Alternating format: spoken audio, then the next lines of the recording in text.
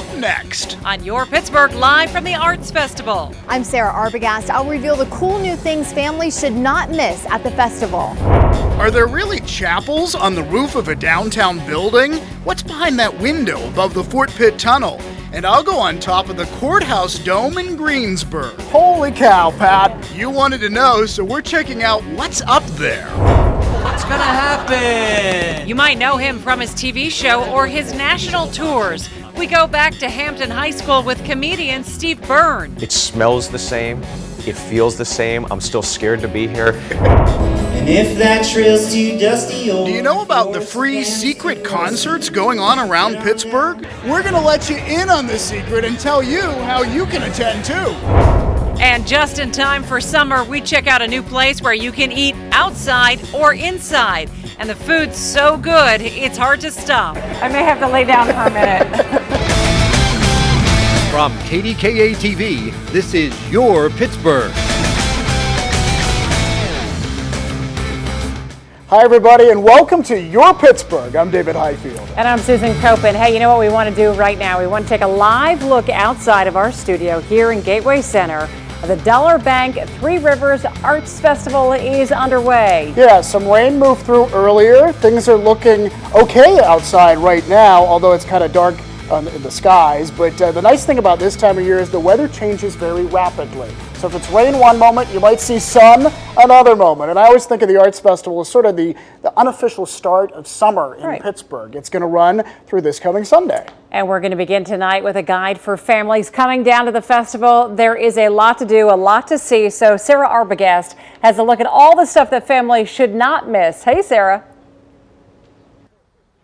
Hey guys, there is so much to do out here. We are right in the middle of the artist market where you can buy art, but there are so many things to do at this festival. And the great thing about it is a lot of those things are free. There are new things this year. Some old favorites are back, but either way, there is plenty to do with the family. Let's begin with the Lost and Found Factory. From dollhouses to stuffed bears, artists are creating replacements for things that have been lost. Adults or kids are asked to describe the original item. For Debbie Zucano, it's a diamond ring. And I went down to Georgia, went to a park and lost it. What we're doing is we're asking for people to tell us about something they've lost, and we are trying to find it. The artist's new versions of your item are always white, so they have a ghost-like quality. At the Giant Eagle Creativity Zone, kids get to be the artists in this tent by using items that were about to be thrown away, but are now being repurposed. I made a tree house. With everything from coffee cup lids to trophy parts, kids can create most anything, and they do. Various kinds of wind chimes and floral crowns and capes and little homes. I bring the children down, my grandchildren, my children, we all come down. I'm just like a kid, I just love it. On the last day of the festival, you can check out Family Hip Hop Yoga, a massive yoga class with a superhero theme.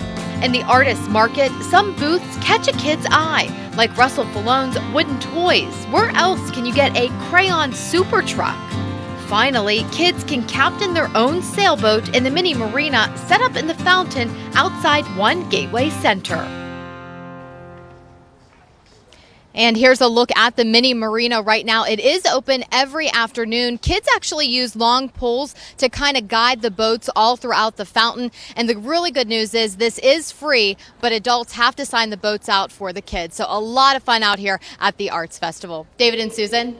I love it, Sarah. Thanks so much. And I especially love the Lost and Found Factory. Yeah. That's just a neat idea. That is a neat idea. What would you ask for? Have you ever lost anything? What did I lose? 7th grade, I lost my jean jacket. I don't know what they would come up with for that, but it was my beloved jacket, gone forever. All right, we're going to head over there. We're going to ask them for a jean jacket. See what they come up with. All right, well, right now it's time for our You Wanted to Know segment. This is where we ask you to vote on which story you'd like to see. That's right. We counted the votes, and you wanted to know what's up there, what's on top of some of the region's most prominent buildings. So last time, we took you to the top of the U.S. Steel Tower. Well, tonight we have part 2. We go on top of the Westmoreland County Courthouse Dome. We also check out what's behind that window above the Fort Pitt Tunnel. But we're going to begin with a beautiful building downtown and a mystery. It's truly a landmark, the Union Trust Building downtown. Inside is an 11-story rotunda with a stained glass dome. Outside, people are often drawn to the roof and these two matching ornate towers. What are they? Some think they're chapels. Because this was the site of St. Paul Cathedral before the current one was built in Oakland. They hear that a cathedral was here and that one of the conditions was that they needed to maintain a chapel for the people to come and pray. That's purely urban legend. That's right, just a legend. Chris Lasky is from the Davis Companies, which is spending $100 million to restore and update the building inside and out. And as for what's actually inside the towers, he agreed to show us. You can see where there was molding. There's mechanical equipment for elevators and ventilation, but it was also supposed to be some swanky offices. This would be the premium office space in the building, up above the skyline at that time. And the view from here would be pretty sweet back in the 20s, since only a handful of buildings were taller than the chapels, which is what many people still call them today, even though they never were. They were never used as chapels, but they definitely have that appearance. Next up, that window above the Fort Pitt Tunnel. Drivers coming down Green Tree Hill see it every day. So what's on the other side? Well, not much nowadays. It's pretty empty. But back when the tunnel was built in the late 50s, this was a very important room, the control room, where tunnel maintenance monitored traffic inside the tunnel with the help of 8 cameras. An early news article compared the place to an airport control tower. Nowadays, that control room is a floor below, and they still monitor everything from traffic flow to carbon monoxide levels. Finally, we head to Westmoreland County in what may be the prettiest courthouse in our area. Commissioner Charles Anderson's showing me around. The mosaic tiles, the marble, it's all impressive, but we're interested in the dome. This is my favorite spot. The gee-whiz factor of looking up at that dome is incredible. The dome's interior reminds you of the Capitol in D.C. Several stairwells going up to the dome. Pat Stefanon is taking us to the top, and he's not kidding about steps, one after the other. We have flashlights now, so we can see around. We eventually get to a space between the courthouse ceiling and the exterior dome. You're inside the golden dome that you would see from the outside. Finally, we emerge on top. I'm about 175 feet above the street right now, and I'm kind of holding onto this column because there's no fence up here. They don't normally allow people up here, but I'll tell you, the view is fantastic. You can get a nice view of Seton Hill and all of downtown Greensburg. On a clear day, you can see the microwave towers on Dairy Ridge. So that way is sort of Latrobe. Yes. Believe it or not, in the 70s, there was talk of getting rid of the dome because of the cost of maintaining it. So they were talking about just keeping the building, removing the dome. Yes, exactly. Fortunately, that didn't happen, and the Golden Dome remains a majestic landmark. Oh, the dome is so beautiful. Were you scared up there? Were you hanging on for dear life? You know, I thought there'd be a railing up there somehow, and when there wasn't, that kind of throws you a little bit, but it is so exhilarating. It was really cool. Looks like it. Okay, now it is your turn to get involved. Do you want to know about some of the unusual names for towns in our area? From 84 to Mars to Nantiglow to SNPJ. There's a story behind every one. Or do you want us to take a look at the Pittsburgh tradition of cookie tables at weddings? This was up for a vote before, and the results were so close, we brought it back for a second chance. Let us know which one you want to know about. Go to KDKA.com/YourPittsburgh and vote. Whichever story gets more votes, we'll have for you on our next show. Still to come on this show, we go back to Hampton High School with comedian Steve Byrne. Find out how it all began before he landed on national TV. If you think my act is garbage now, oof. We'll tell you about the newest store at Ross Park Mall that's a first for our area. Hines Ward is going into the restaurant business. We'll tell you where he plans to open and the unusual detail about all the prices. Speaking of restaurants, Susan and I check out an outdoor one with beer, cool views, and plenty of games. This isn't good. But after the break, we'll let you in on the secret. How you can attend the free secret concerts popping up around town. Stay with us.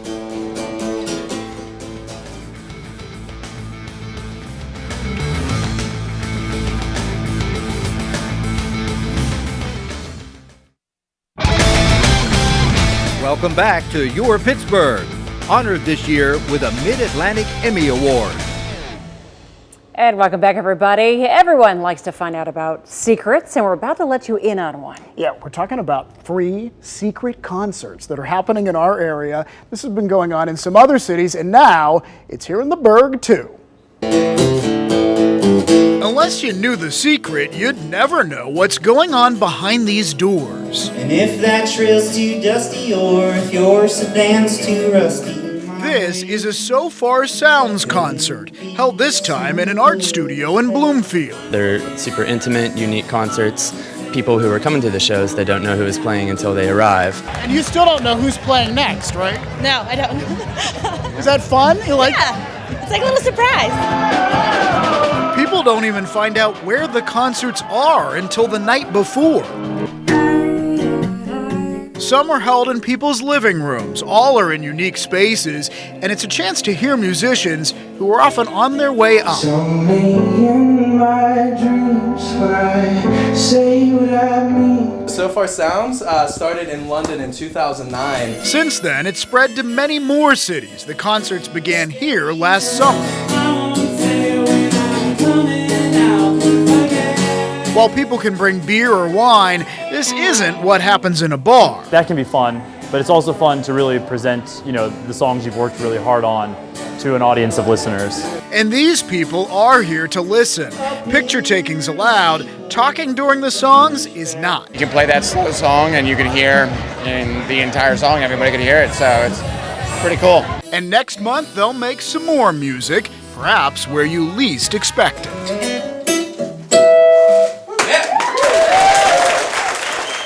It was a lot of fun, and while the concerts are free, donations are really appreciated so they can help cover their costs. Right, and you can get in on this. All you have to do is sign up. They will put you on the mailing list and send you emails with all of the instructions. And we have a link for you to the So Far site at our site, KDKA.com/YourPittsburgh. Still to come, that sound is going away in part of the airport thanks to a piece of art being installed beneath your feet. We'll show you. Plus, a restaurant segment double header. The outdoor spot with impressive views and the indoor spot with impressive entrees. Oh my God! Wow! Now you're a Pittsburgh boy.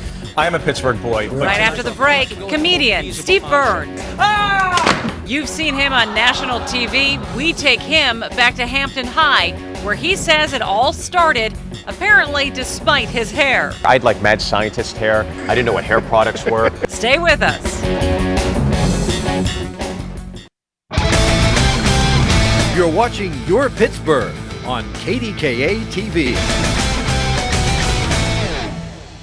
Welcome back, everyone. We want to bring you another live look outside at the Dollar Bank Three Rivers Arts Festival. Hey, good news. The rain pretty much moved through, turning out to be not such a bad evening right now. Fingers crossed. The festival runs through this Sunday in downtown Pittsburgh, and it's right outside our station here at Gateway Center, and a whole lot of fun for everybody. All right, let's talk comedy. Billy Gardell from CBS's Mike and Molly is a comedian from Pittsburgh who's nationally known. He's originally from Swissvale. That's right. Well, there's also Steve Byrne. He has had his own TV show, Comedy Central Specials. He tours all over, and he is from Hampton Township. We had a chance to take him back to high school, where he says his stand-up actually got started. What am I doing in there? Close my eyes! Ah! On the TV show Sullivan and Son, Steve Byrne was kind of the ringleader in a circus of funny characters. I am recording this.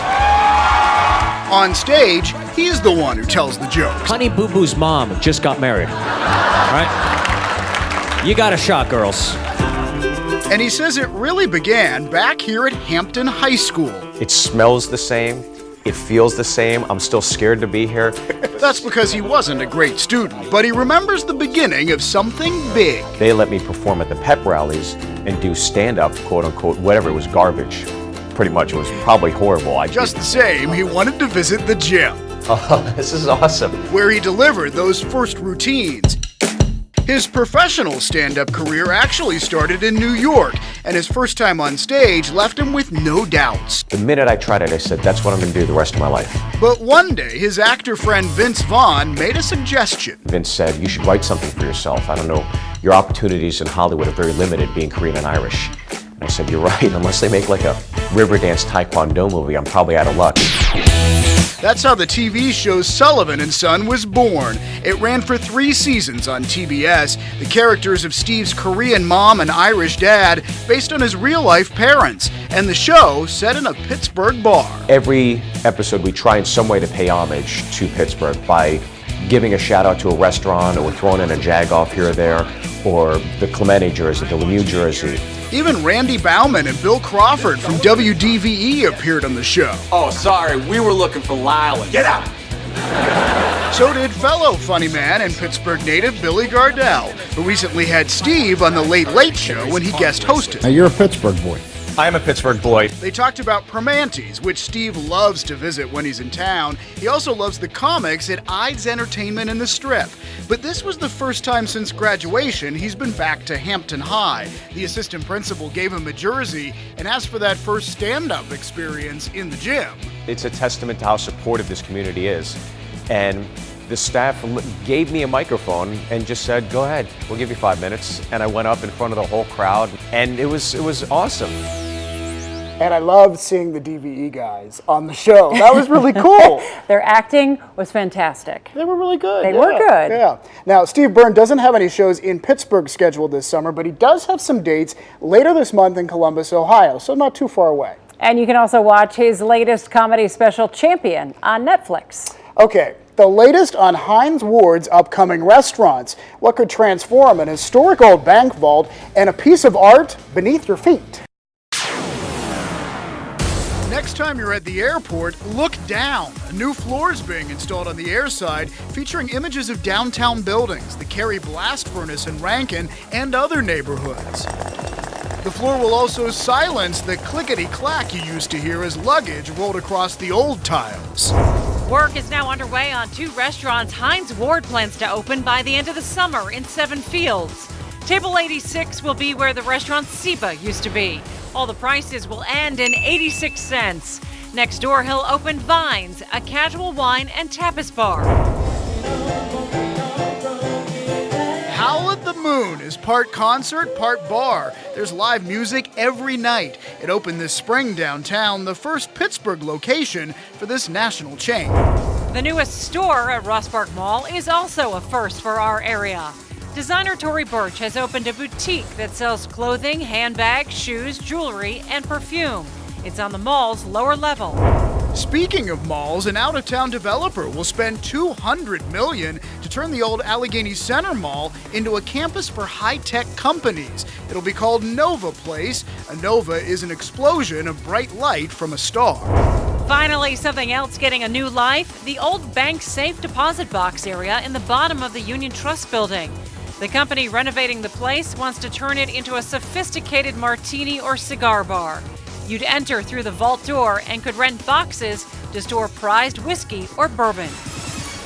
And no timetable yet on how soon that could happen, but we will keep you posted. Still to come, it's time to talk food. I love this part. With summer starting, lots of people want to find a place to eat or drink outside, and you can do both at a place Susan and I are checking out. Stay with us. We'll be right back.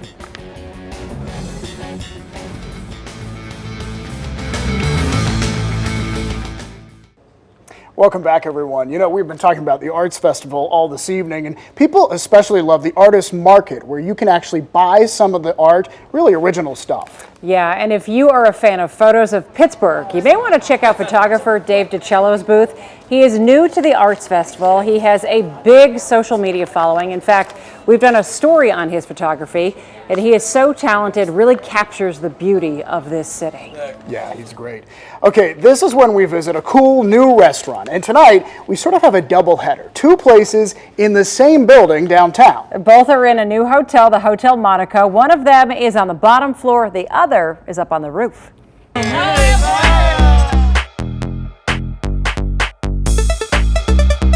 What better way to enjoy a beautiful evening than the rooftop beer garden at the Hotel Monaco? Cheers! Cheers!